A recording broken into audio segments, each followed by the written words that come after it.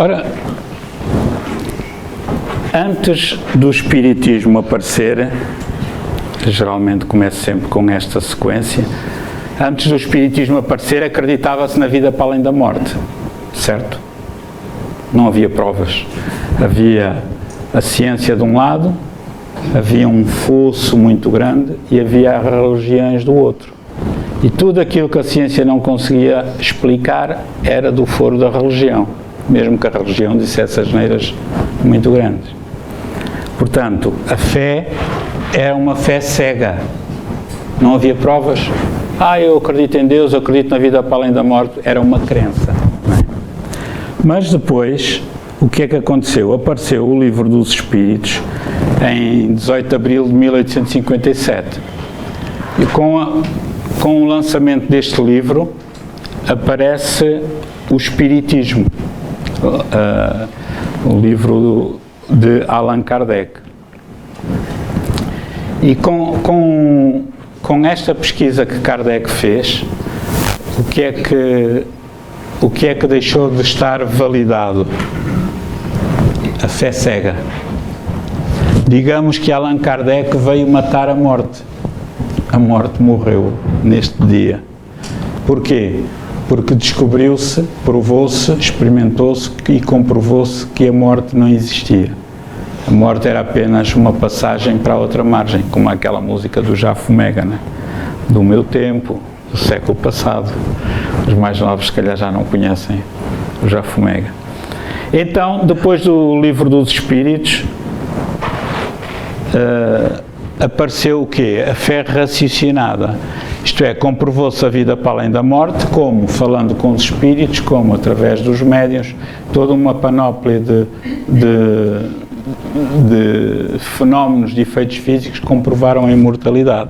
Então já deixou de ser necessário acreditar na vida para além da morte.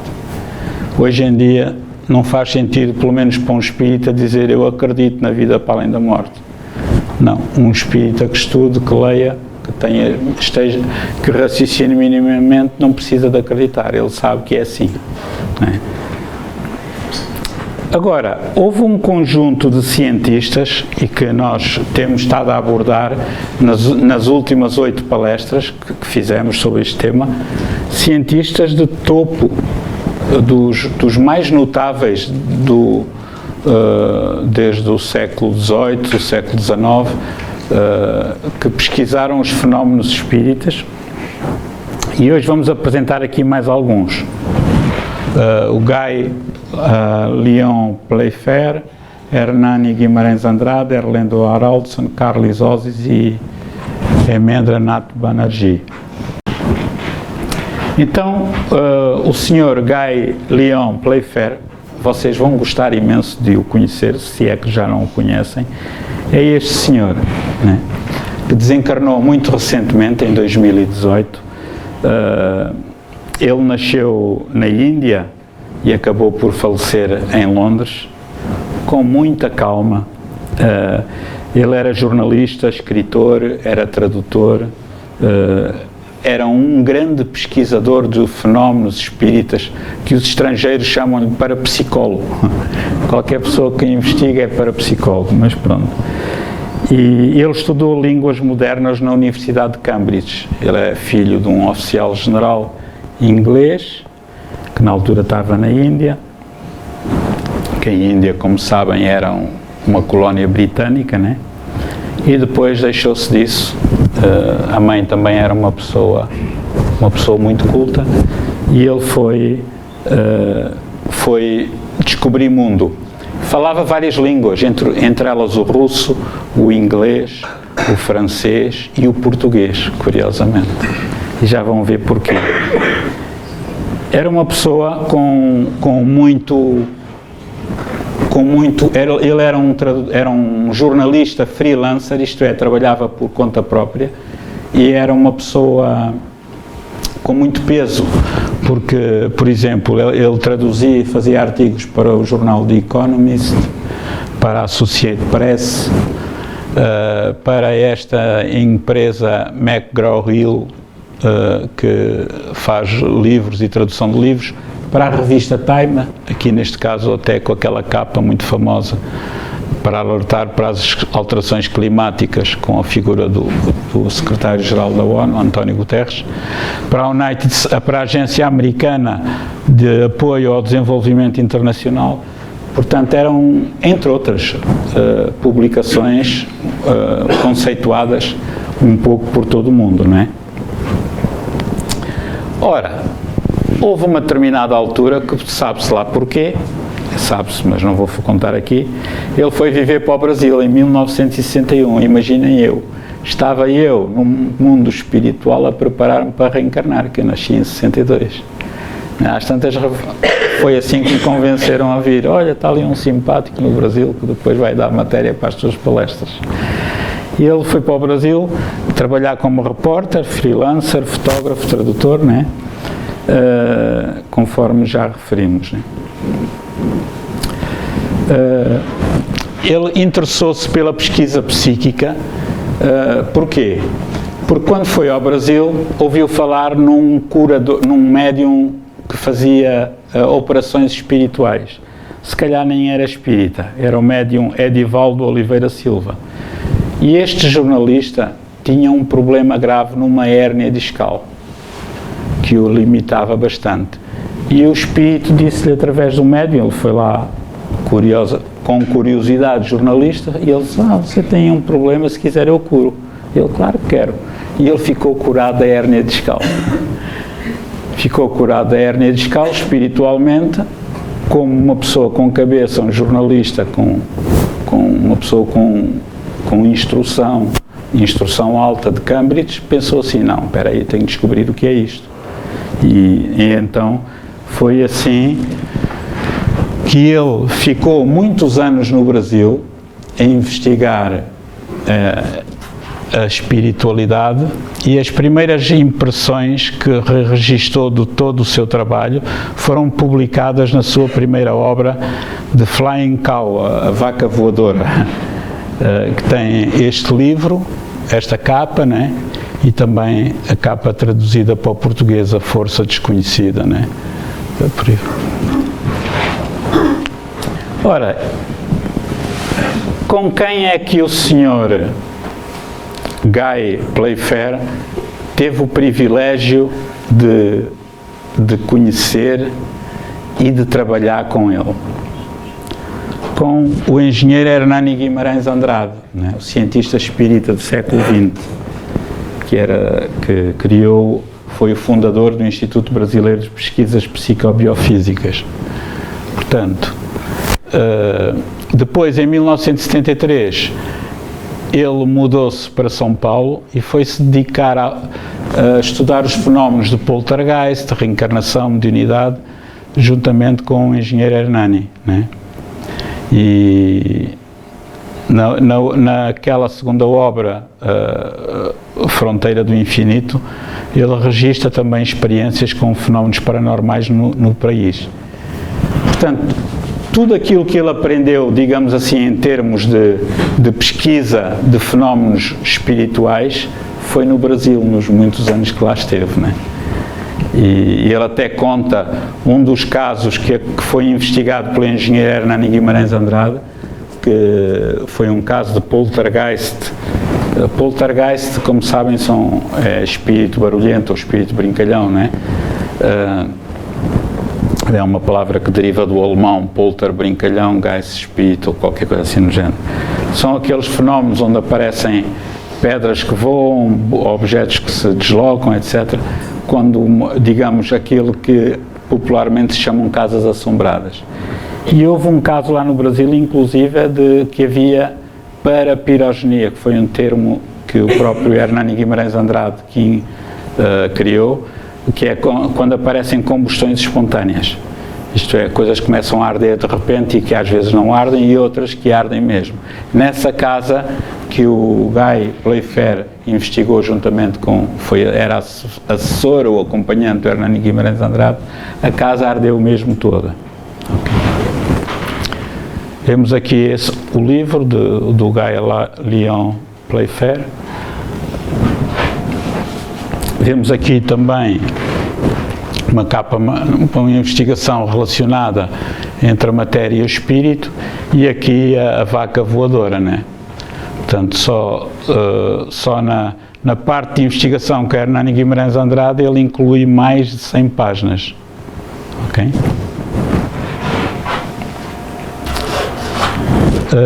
Vemos aqui o Sr. Guy com Elsa Rossi. Elsa Rossi é uma espírita brasileira muito conhecida, que vive agora em Inglaterra.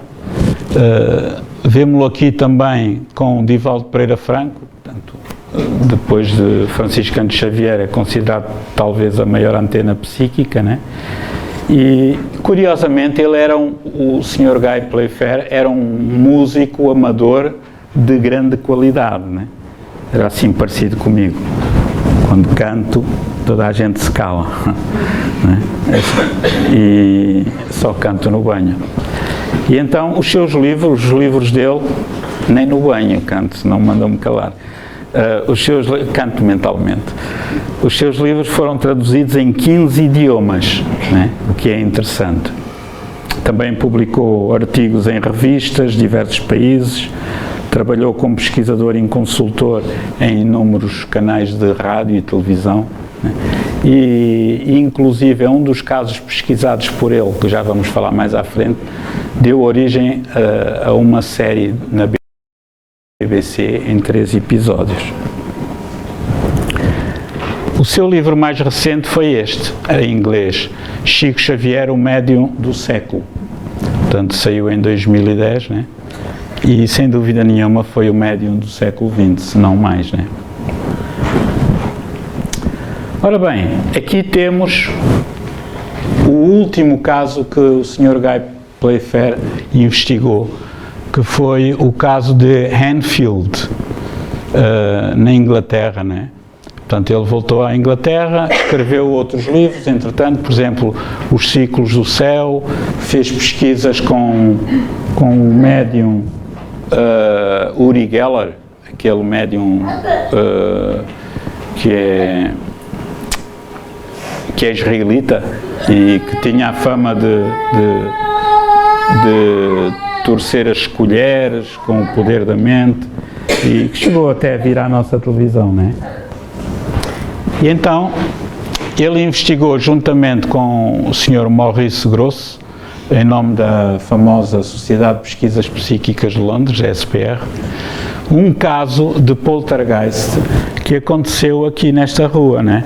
Na Green Street, número 284, em Enfield, a norte de Londres. Esta família, a família Hodgson, passou as passas do Algarve.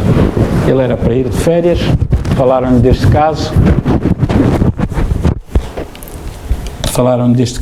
e ele,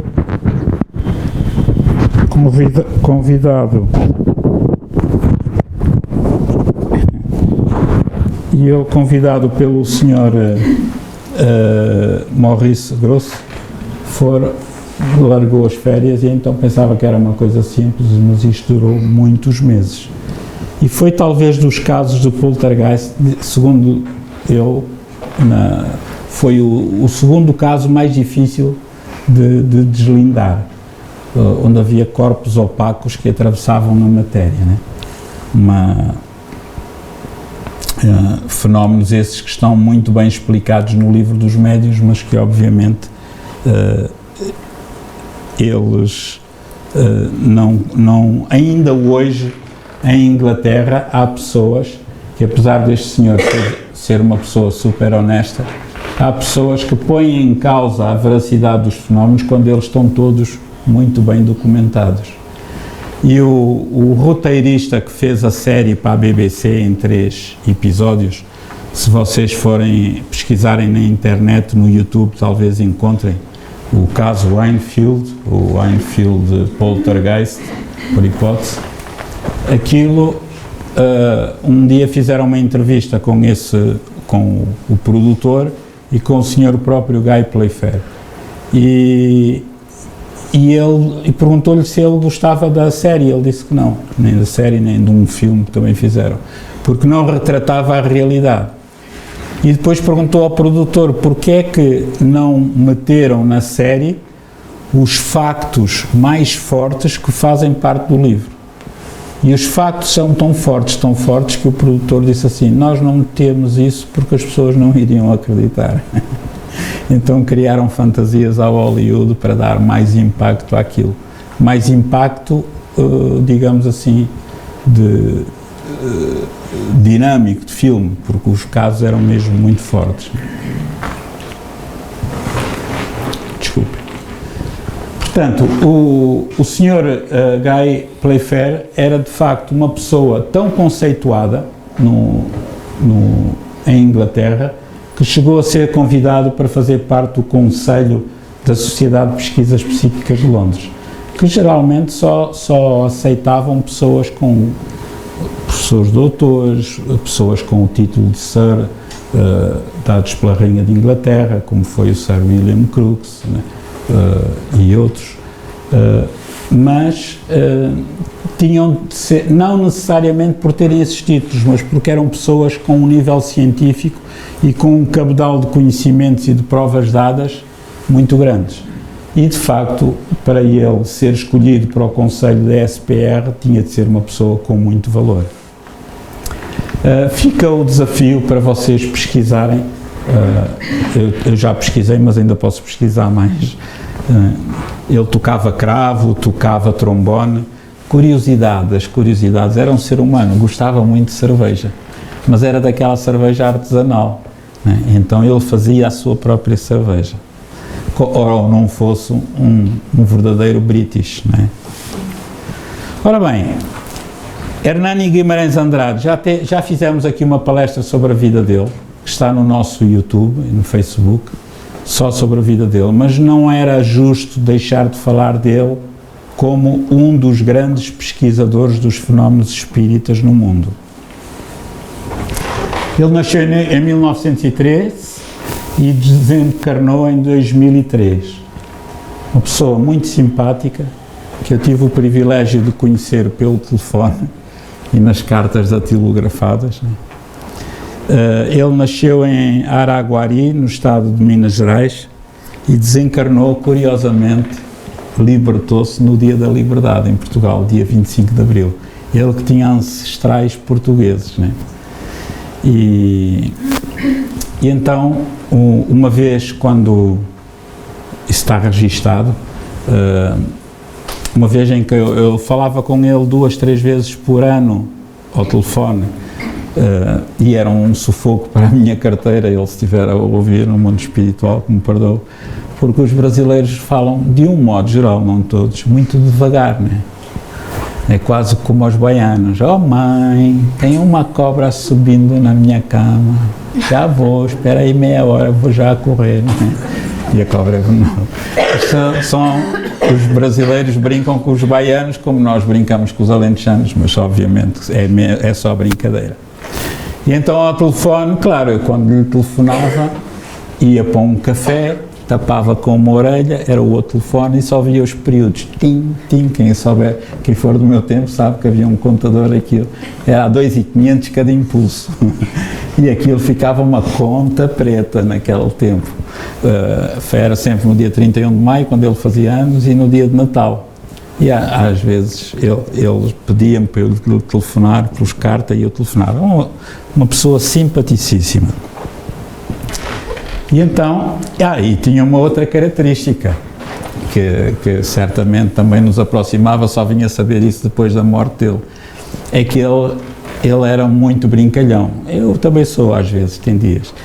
E então andava sempre com uma seringa com água, para acertar nos gatos e nos cães lá de casa, né? Quando aparecia um gajo, e ele tinha uma técnica, porque segundo, não sei se já repararam, estes são pequenos pormenores, estão na palestra dele, tinha uma técnica, porque, como sabem, de acordo com a informação dos espíritos, através de Francisco Cândido Xavier e através de Divaldo Pereira Franco, como depois do aparecimento do espiritismo, do crescimento do espiritismo em França e na Europa, a expansão foi muito grande, mas como o homem teve o livre-arbítrio, houve a Primeira Guerra Mundial, a Segunda Guerra Mundial, que depauperaram tudo, né?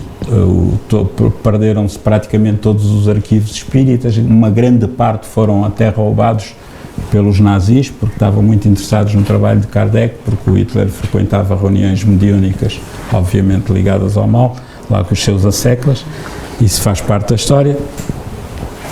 E então, a espiritualidade, segundo a informação do Chico Xavier e de Divaldo Franco, dos espíritos que se comunicam por eles, reencarnou cerca de 500 mil franceses no Brasil.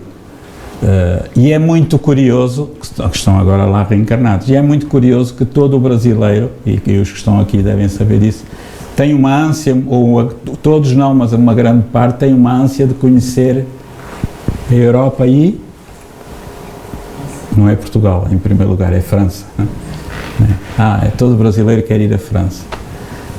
São reminiscências desse tempo, né? O próprio Divaldo Franco também já viveu lá. E então o engenheiro Hernani, quando recebia, era muito visitado por pessoas normais, por cientistas, por espíritas, etc. E então, quando ele desconfiava que ele era uma reencarnação de um francês no Brasil, discretamente tinha lá um giradiscos e punham o disco com a Marselhesa. Então, quando punha aquilo a tocar, a pessoa levantava-se. Quando se levantava, olha, isto é francês. Era, de facto, uma pessoa muito, muito interessante e engraçada. Ele era muito culto, era uma pessoa de uma simplicidade, né? Tinha o curso de Engenharia Civil, mas era muito culto. Ele tinha conhecimentos profundos de física, de biologia, cosmologia, estatística, psicologia, etc. Dominava várias disciplinas filosóficas, enfim, estas todas. Ele foi funcionário público, reformou-se compulsivamente ou obrigatoriamente aos 70 anos, foi professor também de física, de matemática, entre outras coisas. Era uma pessoa tão conceituada, ele era muito discreto, não era daquelas pessoas que apareciam assim nos congressos, né? Ele dizia assim: Lucas, eu sou espírita, gosto de estar a acompanhar o movimento espírita, mas sem estar no meio dele, né? Só assim, fazia o seu trabalho. E ele era convidado muitas vezes para fazer conferências, palestras, seminários, cursos para psicologia no Instituto Brasileiro de Pesquisas Psicobiofísicas. Ele conseguiu entrar na Universidade de São Paulo, fazer cursos na própria universidade, cursos na Associação Médico-Espírita de São Paulo, no Instituto Nacional de Terapias de Vidas Passadas e na Unesp, na Universidade Estadual Paulista, instituições filantrópicas, etc. Era uma pessoa muito conceituada no meio cultural brasileiro, no meio espírita e também no meio não espírita, né? Vemos aqui algumas fotografias da sua vida, por exemplo, aqui com esta famosa médium russa, que depois de cair a cortina de ferro, deixaram, claro, antes não podia sair da Rússia, deixaram-na vir ao Brasil, a Bárbara Ivanova, uma médium fantástica. Aqui vemos o engenheiro Hernani, a doutora Maria Júlia Preto Pérez. Vemos aqui o professor Carlos Luz, que era um assistente do engenheiro Hernani, aqui com o Sr. Adrian Klein, um pesquisador de transcomunicação instrumental israelita, que foi ao Brasil de propósito para conversar com ele, pesquisar, ver as suas pesquisas, né, e aprender. Vemos aqui o professor Hemendra Nath Banerjee, da Índia, que veio ao Brasil também para estar com Hernani Guimarães Andrade. O Dr. Ian Stevenson, o cientista mais importante de todo o mundo, de todo sempre, na área da reencarnação, foi ao Brasil para conhecer o trabalho do engenheiro Hernani, vemos-lo aqui novamente, e partilhavam muitas fontes e muitas coisas. Então, este homem era de facto muito querido e muito conceituado a nível mundial, no plano dos pesquisadores nesta área do psiquismo e do mundo espiritual, né? Era convidado para congressos, vemos aqui a Bárbara Ivanova, vemos aqui o engenheiro Hernani, para congressos, simpósios, colóquios no Brasil e no estrangeiro. Né? Teve em vários, não era de viajar muito, mas esteve em vários locais, como por exemplo na Argentina, em Monte Carlo, na Europa, em Tóquio, onde foi convidado para apresentar conferências, apresentar os resultados dos seus trabalhos, etc. Era também membro da American Society for Psychical Research, portanto a Sociedade de Pesquisas Psíquicas Americanas, e também da Sociedade de Pesquisas Psíquicas de Londres. Vemos aqui a capa do jornal Folha Espírita, quando ele conseguiu ser convidado na Universidade de São Paulo. Não nos esqueçamos que, apesar de haver 20 milhões de espíritas no Brasil, os brasileiros são à volta de 200 e tal milhões, portanto a grande maioria são católicos, e ainda hoje há muita, embora haja abertura, há muita renitência para com os espíritas. No entanto, naquele tempo, na década de 70, 80, ele foi convidado. E fundou, juntamente com o engenheiro Ney Prieto Pérez, que já cá esteve em Portugal, nas nossas jornadas, o Instituto Brasileiro de Pesquisas Psicobiofísicas, né? Com sede em São Paulo, depois passou para Bauru e agora voltou para São Paulo. Entretanto, ele desencarnou. A segunda esposa dele, que era a doutora Suzuko Ashizumo, que tinha sido a sua secretária, depois ele casou em segundas núpcias, porque a primeira mulher tinha desencarnado, e também desencarnou há pouco tempo, e todo o acervo do engenheiro Hernani Guimarães Andrade foi dado para a Federação Espírita Brasileira, que, se não me falha a memória, tem um local próprio, se não me falha a memória, em São Paulo, que está a ser cuidado por o Sr. Oceano Vieira de Melo, que é um espírita muito conceituado no Brasil, um self-made man, que, apesar de não ter nenhum curso superior, tem feito um trabalho notável na área do vídeo. Por exemplo, aqueles vídeos, aqueles DVDs que aparecem aí da DVD versátil, filmes espíritas, etc., são feitos com ele, sempre com muita qualidade de conteúdo. E podem pesquisar no YouTube, que ele tem muitos desses vídeos abertos, gratuitos.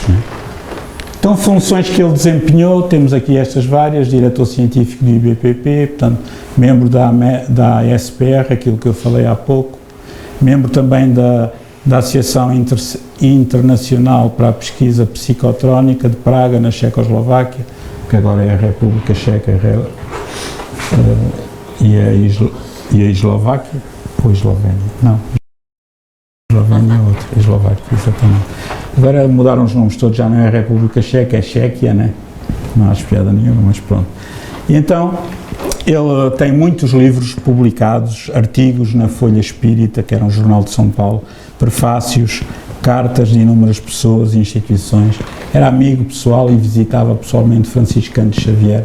Apesar de ser um cientista, ele tinha duas fotografias no seu gabinete, na sua casa, uma muito grande do Albert Einstein e outra muito grande de Chico Xavier. E ele dizia sempre: se eu tiver de escolher um deles, eu tenho muito respeito pelo Einstein, mas eu vou com o Chico, porque é uma doçura de pessoa, né? Agora, há aqui uma coisa que muito pouca gente sabe. Sabem o que é isto? É um aparelho, obviamente. Chama-se TEM, Tensionador Espacial Eletromagnético. Foi criado em 1961, juntamente com os seus filhos. Ele tem três filhos e uma filha, se não me falha a memória, mas pelo menos um deles ajudou a construir posteriormente outro aparelho. E o que é que este homem criou durante 5 anos este aparelho, juntamente com um naipe de cientistas à sua volta. Para quê? Para tentar demonstrar a reencarnação. Então, qual era o raciocínio dele? Temos aqui tensionador espacial magnético. Não é magnético, é eletromagnético, porque este era de fonte elétrica. Foi construído entre 1 de outubro de 61 e 23 de outubro de 66, exatamente. Ora bem, qual foi o princípio da investigação? Eles pegaram em bactérias E as bactérias, como sabem, têm um nível de proliferação, né? Portanto, se nós tiver uma bactéria, se me aproximar muito ou tossir para cima dela, ela vai apanhar com elas. E é assim que as bactérias também precisam de um local de cultura. E ele pensou, ora bem, se nós tivermos um corpo espiritual conforme diz a doutrina espírita, né? Se tivermos um corpo espiritual, que é ele até chamava um modelo organizador biológico, que é um modelo que organiza o nosso corpo de carne, se nós tivermos isso, se eu conseguir criar um campo biomagnético artificial em ambiente controlado com bactérias, eu vou conseguir provar, se isso for verdade, vai haver um proliferar de bactérias muito maior do que se for num ambiente normal. E assim foi tentar, não é? Portanto, ele utilizou vários tipos de bactérias, portanto, quem quiser depois pode pesquisar isto melhor. Tinham bactérias que eram sujeitas ao campo eletromagnético do aparelho, do TEM. Mais tarde, o aparelho, uma segunda versão, passou só a TEM e não a TEM. Porquê? Tensionador espacial magnético, este já não era elétrico, já não era de fonte elétrica, era de fonte magnética, ok? Foi construído e planeado pelo engenheiro Ricardo Godoy de Andrade, que é o filho dele, juntamente com o pai, em 1994. Então o que é que eles fizeram? Pegaram nas bactérias, meteram-nas em determinadas culturas para proliferarem e um grupo delas era sujeito ao campo magnético do TEM. Outro não era feito nada, ficava ao ar livre, a proliferar. E outro estava dentro de um campo de forças compensadas. Ora bem, o que é que ele descobriu? Reparem bem, as bactérias que foram sujeitas ao campo magnético criado pelo TEM, né, cresceram muito mais do que as bactérias que estavam ao ar livre ou dentro de um local isolado, blindado, né? Demonstrando assim que, ao gerar um campo biomagnético que pode ser um molde de um futuro corpo, as bactérias reproduziam-se muito mais. Segundo a explicação dele, que está num livro que é este aqui, que podem ler com mais pormenor, Novos Rumos à Experimentação Espírita, segundo ele, isto comprova que todos os seres vivos, desde os seres microbianos até às plantas, aos animais, aos seres humanos, todos temos um modelo organizador biológico, aquilo que o Espiritismo chama o corpo espiritual. E é isso que serve de molde para que nós tenhamos o nosso corpo. Então, se assim é, as células também têm o seu modelo organizador biológico, as bactérias também, etc. São alguns dos livros que o engenheiro Hernani publicou, alguns também em outras línguas, algumas monografias, e é de facto um acervo muito grande que infelizmente ainda é desconhecido de muitos espíritas. Para terminar, vemos aqui o engenheiro Hernani com a professora Suzuko, a Shizumo. Olhem que interessante a conclusão da pesquisa que ele fez na reencarnação, especificamente nesta área. Admitindo-se que todo ser vivo, seja qual for, um vírus, uma biomolécula, bactérias, até os animais superiores e inclusive vegetais, vamos imaginar que possui um fator que o anima e que o organiza mediante um campo biomagnético, então teremos dado um passo para explicar o surgimento da vida no planeta Terra. Isto não é fantástico? Este homem desencarnou em 2003, há 20 anos. Era uma mente avançada, né? Que obviamente outros estão agora aqui, e isto todo, até hoje, reparem, não conheço nenhum cientista no mundo inteiro, e isto é fantástico, Isto é de uma importância incrível para quem conhece o Espiritismo e para descobrir a imortalidade da alma e para descobrir o nosso corpo espiritual. Não conheço um único cientista que se tenha interessado e que tenha copiado estas pesquisas, voltado a fazer para comprovar, porque geralmente no meio científico faz assim. Se ela comprova uma coisa, eu a seguir vou ver, não, deixa ver se é verdade. Eu vou fazer as mesmas coisas e ver se chega à mesma conclusão que ela. E assim sucessivamente, e é assim que as coisas são aceitas do ponto de vista científico na sociedade a nível mundial, não é? Então, estamos quase a terminar, faltam 20 minutos, não, é menos um bocadinho.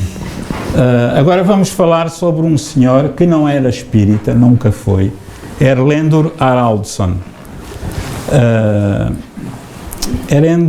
Erlendur Haraldsson. Ele desencarnou há pouco tempo, em 2020, coincidências ou não, estava a preparar esta palestra quando encontrei um livro dele, daqueles livros de bolso, numa livraria em inglês, com a biografia dele. Foi das coisas mais incríveis que eu já li, onde ele conta pormenor por pormenor todas as pesquisas que fez, e inclusive é onde ele assume a sua mediunidade não sendo espírita. Para quem esteve cá a semana passada e assistiu àquela palestra do Jorge Gomes, que esteve aqui, que é um jornalista, é um naturalista, escritor do Porto e também espírita, lembram-se daqueles gráficos que o Jorge mostrou, a percentagem de homens que se manifestavam na reunião mediúnica, que era na casa dos 60%, 60 e tal, muito superior a das mulheres, o que significa que os homens são mais casmurros e demoram mais tempo a doutrinar. Não é que naquele livro que é Em Direção ao Desconhecido em inglês, esse livro da biografia do Dr. Erlendur que eu encontrei, num dos capítulos ele tem precisamente a mesma pesquisa que o Jorge Gomes fez, só claro com um universo maior, obviamente. O que ele fez foi baseado em trabalhos de 3 grupos espíritas, deste, o nosso, o de Braga e o do Porto, onde ele frequentava. O Dr. Erlendur fez baseado em comunicações espontâneas de espíritos. E então, no Dr. Erlendur, qual era a percentagem maior de espíritos que se comunicavam? Homens. Na casa dos 67%. Então é incrível como uma pesquisa científica feita na Islândia, há tanto tempo, sem conhecimento nenhum, vem bater certinho com a pesquisa que o Jorge fez no Porto ao longo dos últimos 10 anos também, sem que um soubesse o outro. E isto denota aquilo que o Allan Kardec deixou, que o Espiritismo, e aquilo que eu disse no início, assenta nas leis da natureza. Qualquer pessoa em qualquer parte do mundo, se pegar nas mesmas pesquisas, pegar no livro dos médiuns, utilizar aquela metodologia, chega às mesmas conclusões. Muito interessante.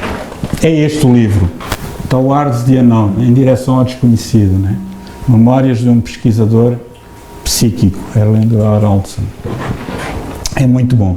Ele estudou filosofia na Universidade de Edimburgo, depois na Universidade de Friburgo, na Alemanha, depois estudou psicologia, depois doutorou-se, esteve na Universidade de Munique e passou um ano no Instituto para Psicologia em Durham, na Carolina do Norte, com quem? Joseph Banksheim, o pai da moderna parapsicologia. Estagiou em Psicologia Clínica na Universidade de Virgínia, em Charlottesville também. Né? É este senhor. Ele foi um cientista na área da espiritualidade, fenómenos paranormais, psicocinéticos, isto é, aqueles fenómenos de movimentar coisas com o poder da mente, como era o caso daquela senhora Bárbara Ivanova, que eu apresentei.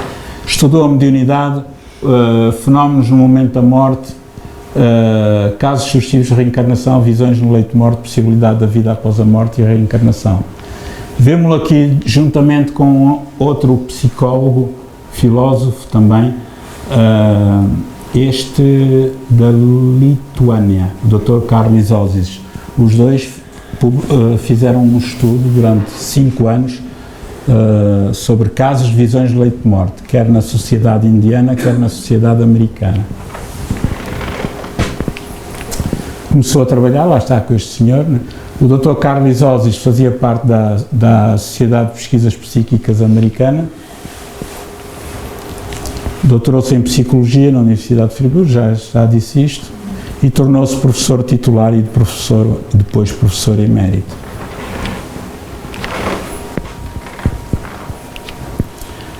Foi pesquisador associado à Sociedade Americana de Pesquisas Psíquicas.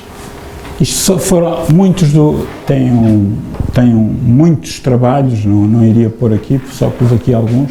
Observações no leito de morte por médicos e enfermeiras, uma pesquisa transcultural. Portanto, isto foi um trabalho científico apresentado no Jornal da Sociedade Americana de Pesquisas Psíquicas. Temos aqui um outro levantamento de encontros alegados com os mortos.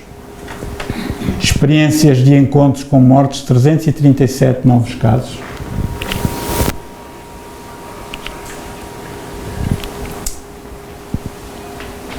Falta-me aqui qualquer coisa.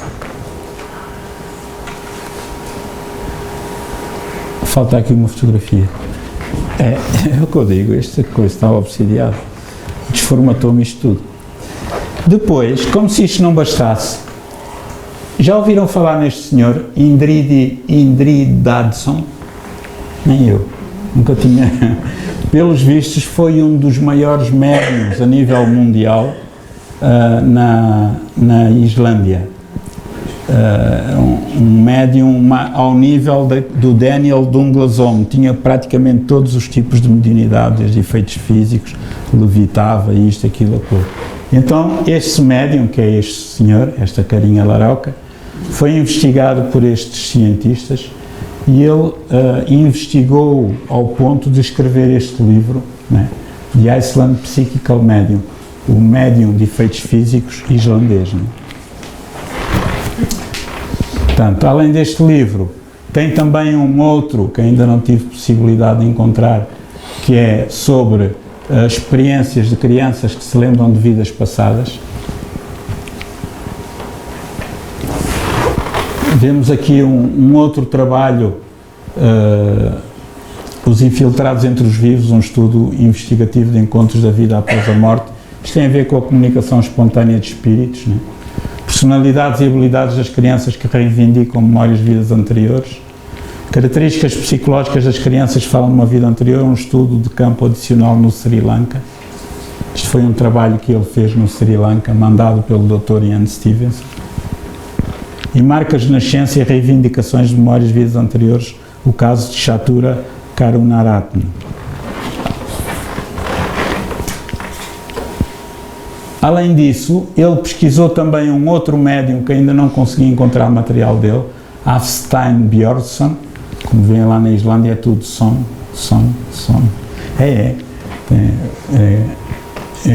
Penso que na Suécia também é. E fez pesquisas nacionais representativas de fenómenos psíquicos na Islândia, Grã-Bretanha, Suécia, Estados Unidos e pesquisa multinacional com a Gallups, né? Que é uma espécie, vá lá, de um instituto de estatística americano. Vemos aqui a carta de jornalista que lhe abria portas, que ele correu o mundo inteiro. E aqui um caso muito interessante desta rapariga, a Purnima, que ele foi pesquisar. Aqui vemos o Dr. Erlendo Haraldsson, a rapariguita e o tradutor. Ora bem, isto foi no Sri Lanka.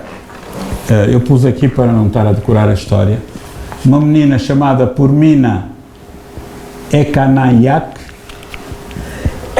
quando ela tinha 3 anos, começou a contar à mãe sobre uma vida anterior. Começou a contar histórias, né, sobre uma vida anterior. Então ela disse à mãe, com 3 anos, que era um homem que trabalhava numa fábrica de incensos e havia sido atropelada por um autocarro que a tinha matado ou morto naquele tempo, né?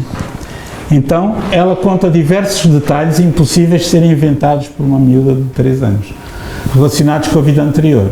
Conta detalhes sobre as pessoas com quem se relacionava e principalmente o facto de ter trabalhado no fabrico de incensos do tipo Ambiga e Geta Pichicha, marcas bem específicas daquela região.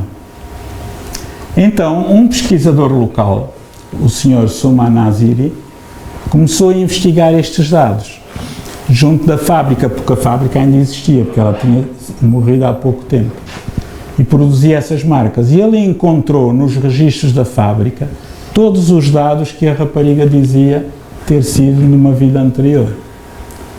Um rapaz trabalhara na fábrica, morrera atropelado 2 anos antes do nascimento da menina. É claro que o Dr. Erlander Haraldsson foi logo investigar isto. Em 93 pegaram na miúda e ela foi fazer uma visita à família do tal rapaz Ginadasana, ocasião em que surpreende tudo quando chama o cunhado do rapaz pelo nome exato, sem obviamente nunca lá ter tido, nem ter tido contato com a família.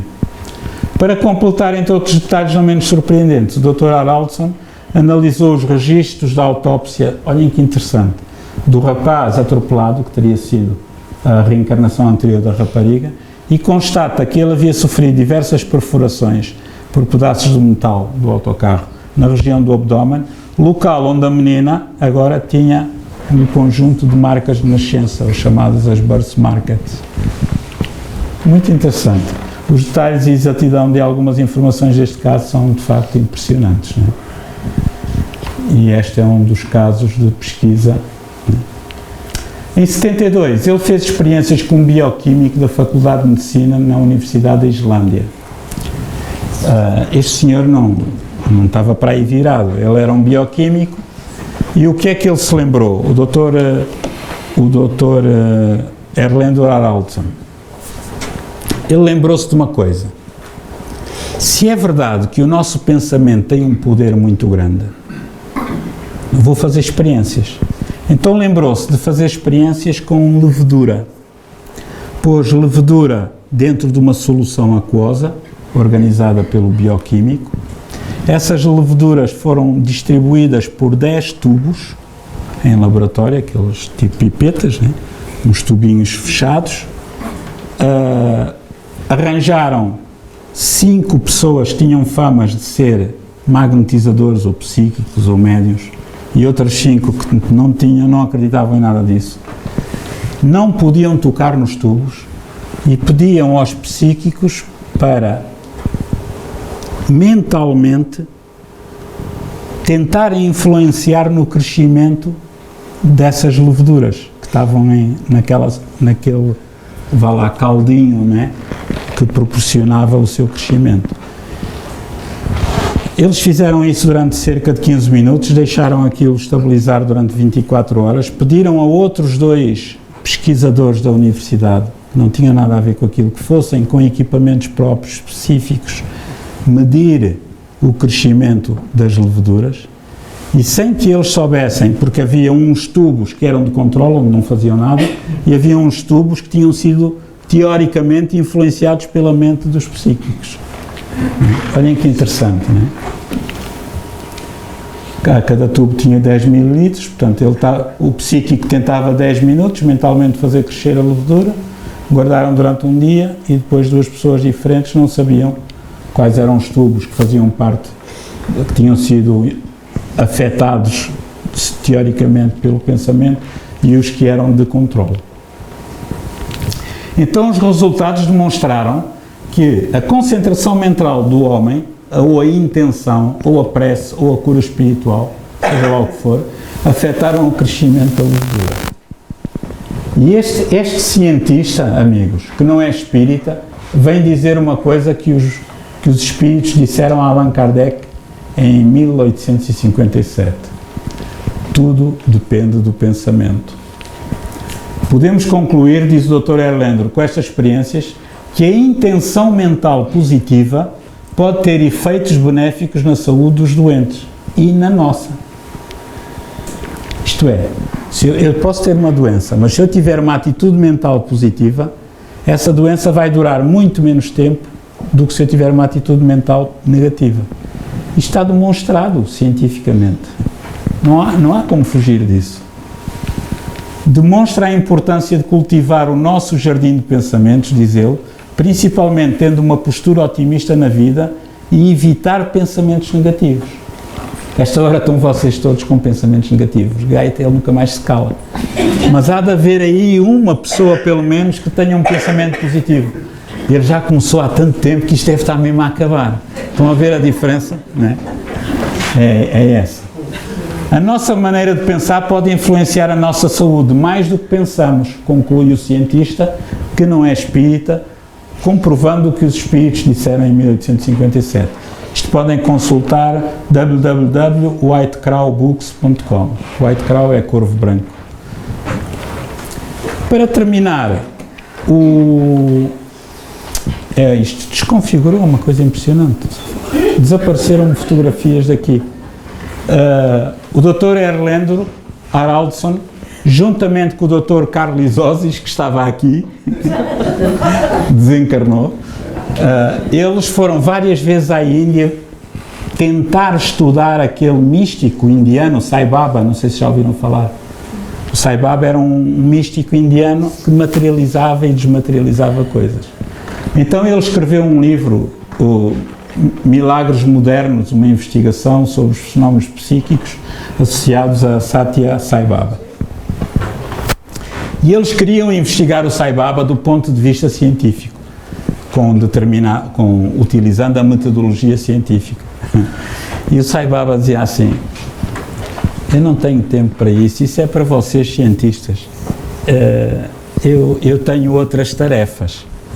E estava ele e o Carlos Osis, o Dr. Carlos Osis, e ele fez assim e disse ao Dr. Carlos Osis: posso lhe oferecer isto? Era um anel de ouro que cabia certinho no dedo do Dr. Carlos Osis, que tinha uma pedra incrustada no anel, e essa pedra tinha desenhada lá a cara do Sai Baba. E ele disse assim: toma, isto é para vocês investigarem, em vez de me investigarem a mim, investiguem a pedra. E o Sai Baba nunca se deu a ser investigado cientificamente, porque para ele não tinha interesse nenhum. E então, numa das outras várias situações em que eles foram lá umas 13 vezes, pelo menos o Dr. Erlendo Haraldsson, entrevistar pessoas que conviviam com ele, etc, etc, etc. A última vez que lá foram, eles tentaram mais uma vez. Mas nós gostaríamos de fazer umas perguntas, umas pesquisas e mais não sei quantos.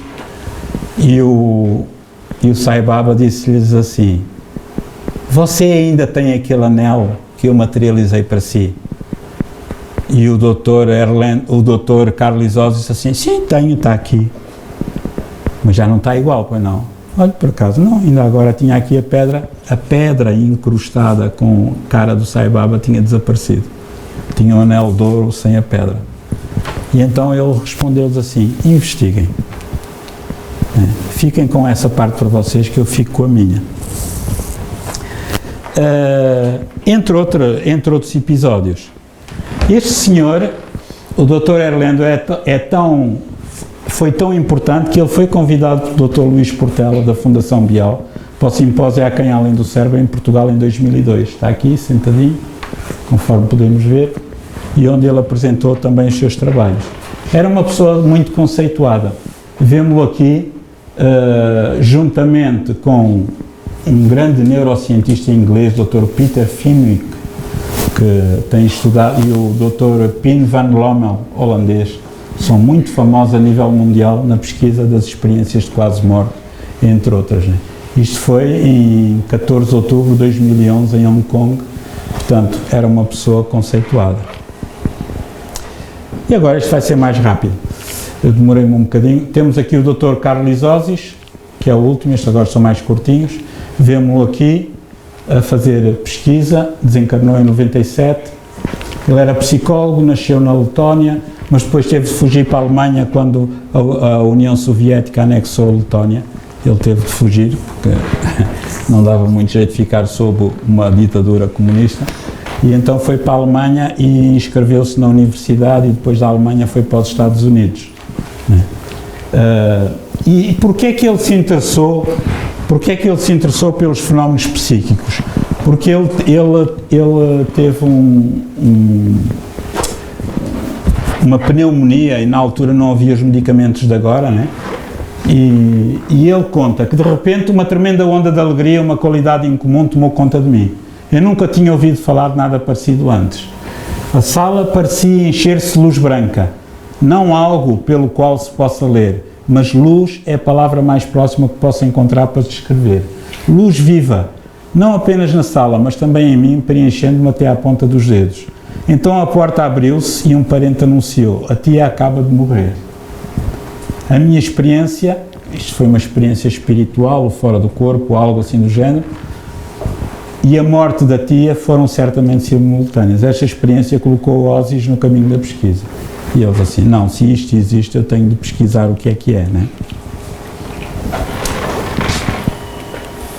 Então, amigos, este foi o livro que ele escreveu juntamente com o Dr. Erlend Haraldsson, onde fizeram pesquisas de pessoas que tinham visões no leito de morte, okay?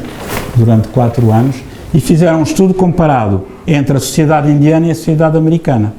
E chegaram à conclusão que pessoas diferentes, com culturas diferentes, com crenças diferentes, tinham a mesma reação no momento de largar o corpo quando eram visitados pelos familiares. Uma alegria enorme, uma vontade enorme de morrer. Quem é que quer morrer aqui, hoje? Ninguém, não é?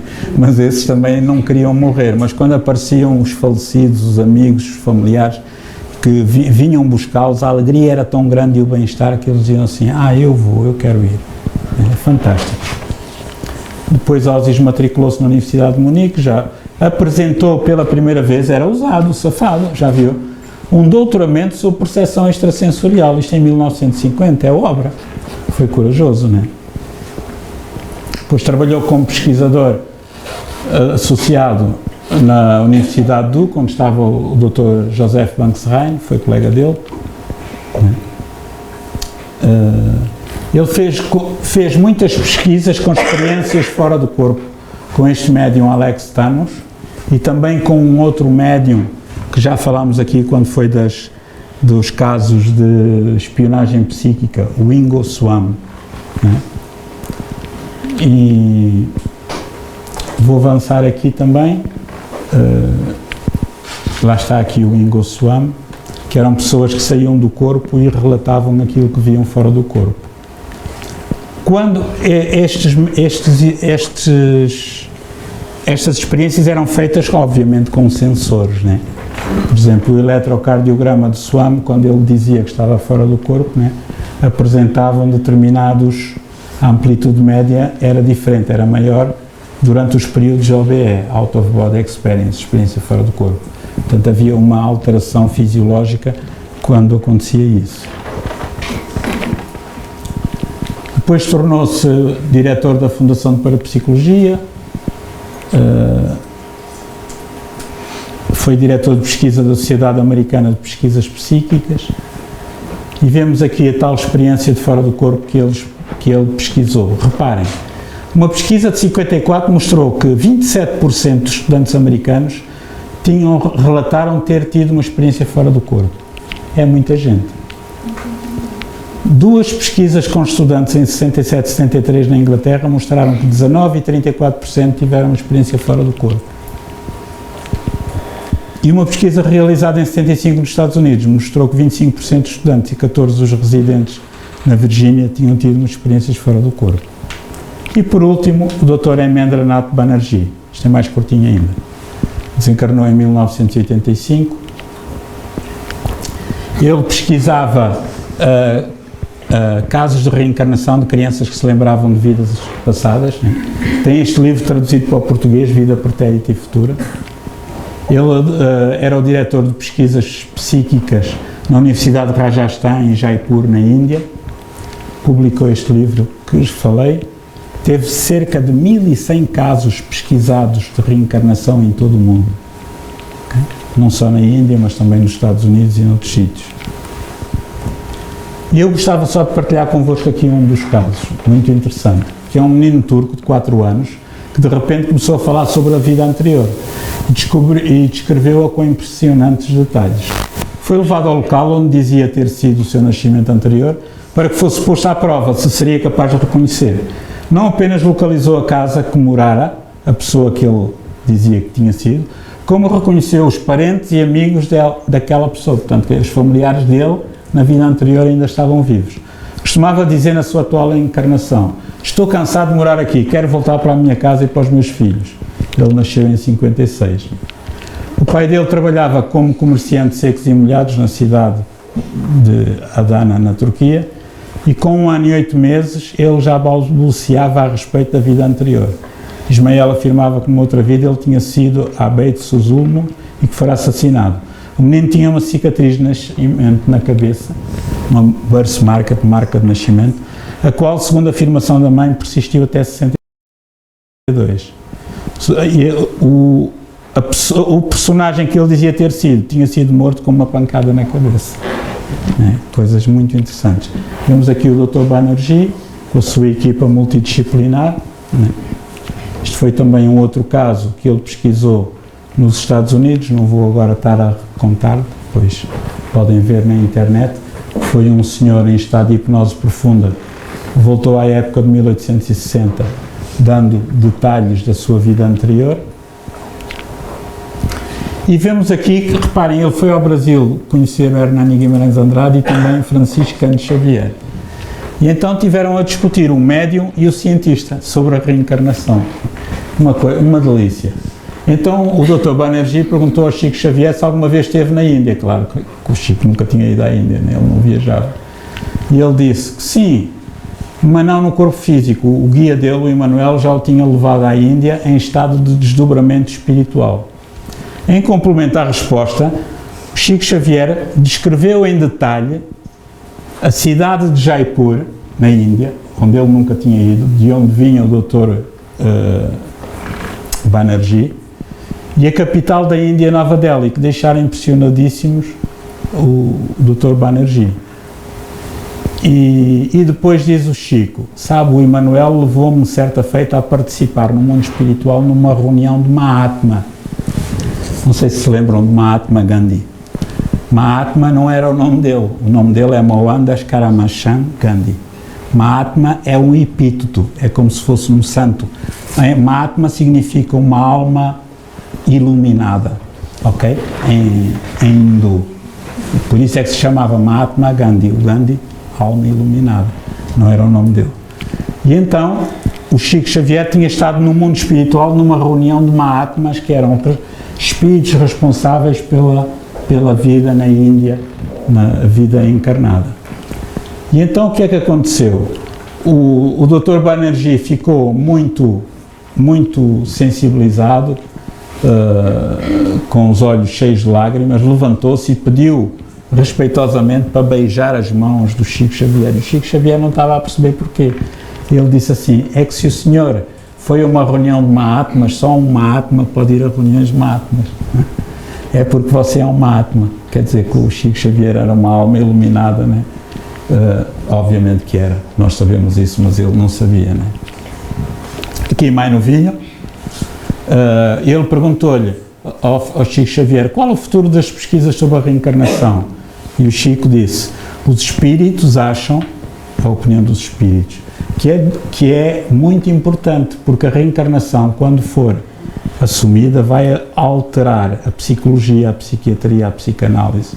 Vemos que o mundo precisa da ideia da reencarnação. Ok? Temos aqui um menino que reencarnou como uma menina Gnana, este menino que reencarnou como aquela menina, um dos casos pesquisados pelo Dr. Banerjee, e aqui um outro caso de reencarnação do Nejati, que tem uma marca de uma punhalada que matou o Najib Budak, o mesmo personagem com dois corpos diferentes.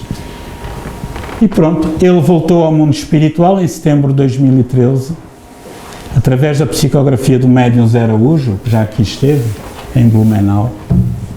Vale a pena ver este artigo, está neste site, Artigos Espíritas Lucas Blogs, é um blog meu, modéstia à parte.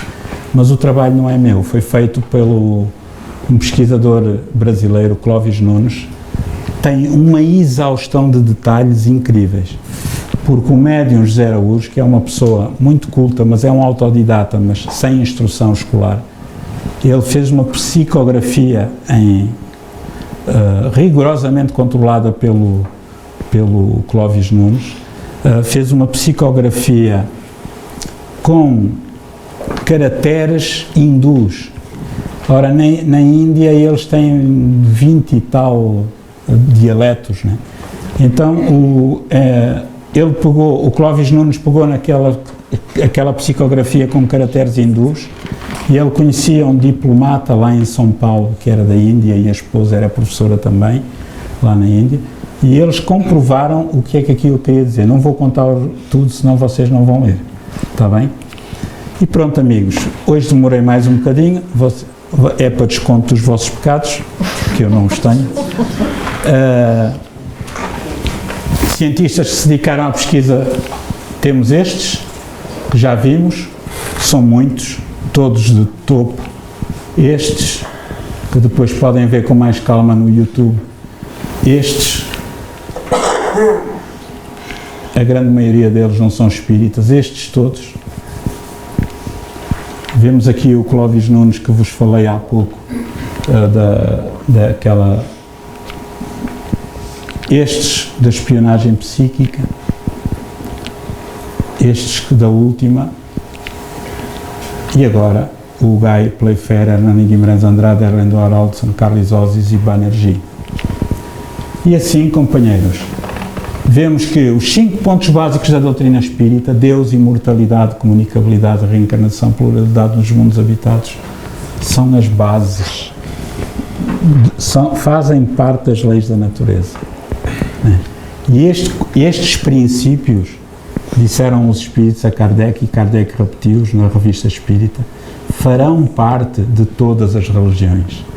E muitos espíritas equivocadamente pensaram assim, olha, no futuro todas as religiões vão ser espíritas. Nada disso. Como isto, cada as religiões podem continuar como quiserem.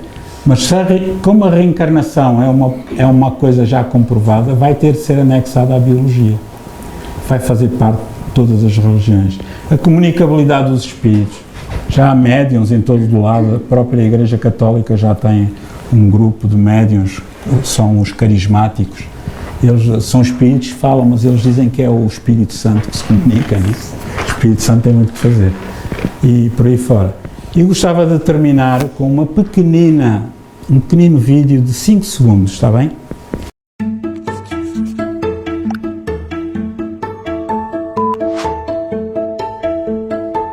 Vou dar-te um conselho. Eu gostaria de dizer a todos os jovens do mundo, na vida de cada um de nós, há sempre 2 janelas abertas. Uma que olha a tristeza, a outra que olha a felicidade.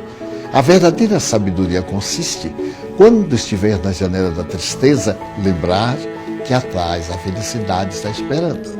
E quando estiver na janela da felicidade, recordar-se que atrás a tristeza está convocando ao auxílio do bem. Então eu gosto de dizer aos jovens, nunca se detenham apenas numa janela. Lembrem que atrás de vocês tem janelas abertas esperando decisões e resoluções.